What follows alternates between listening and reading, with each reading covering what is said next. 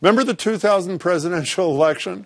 The 36-day-long recount, the Supreme Court decision in favor of Bush over Gore, and of course the hanging chads? It was a mess, but also a wake-up call that resulted in Congress passing the 2002 Help America Vote Act. The federal government invested $3.4 billion so that states could replace their old voting machines with new ones. But technology has come a long way in 15 years, and as Christina Quinn tells us, one local startup say their machines are the future.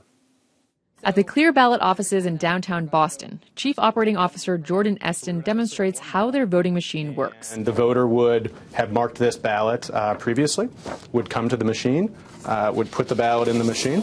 It would read the ballot, and within 3 seconds, it's now tabulated the ballot. This may not look much different from how we cast our ballots now, but this machine answers back. If you were to put a ballot in there and you had marked 2 candidates in one contest, it would tell you and kick that ballot back out so you could vote that again. Eston says this digital scan would come in handy if there's a call for a recount or doubts about a voter's intention, because an oval is filled in funny. They now have this library of every single results, and they can hone in on every single contest for voter intent.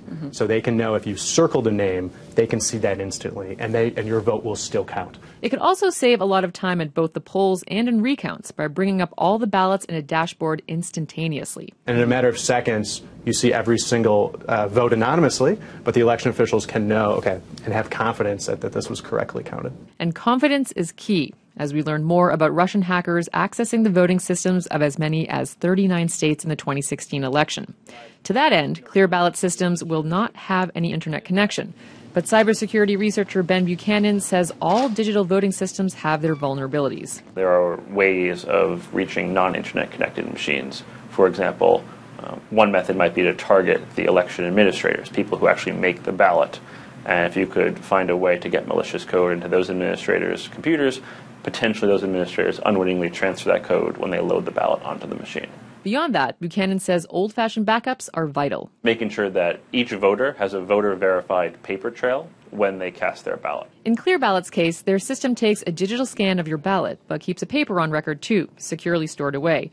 But even before we invest in new technology, Buchanan says there are a couple things states can now do to ensure their elections are secure. The first is we need to do security audits of election software, election infrastructure, to make sure there are not vulnerabilities that hackers can exploit.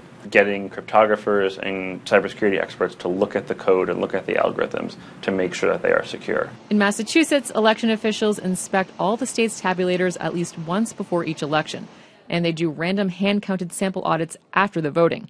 These don't involve cryptographers, though, and it's because Massachusetts' paper ballot system is low-tech, which is a good thing for us. But as other states scramble to secure their voting systems, the problem is long from being over for the nation. Christina Quinn joins me now. Hey, Christina. Hi, Jim. So unlike the White House, which is in denial about this Russian hacking thing, right, virtually everybody in Congress in both parties says, yes, it happened, we have to do something. Is anybody doing anything about this? Well, there is one Minnesota senator, Amy Klobuchar, who is a Democratic senator. At the end of June, she proposed a bill that would incentivize states to streamline their voter registration process, and if states did what they were, asked to do, they would be rewarded with grants so they could buy better voting machines. She have any support?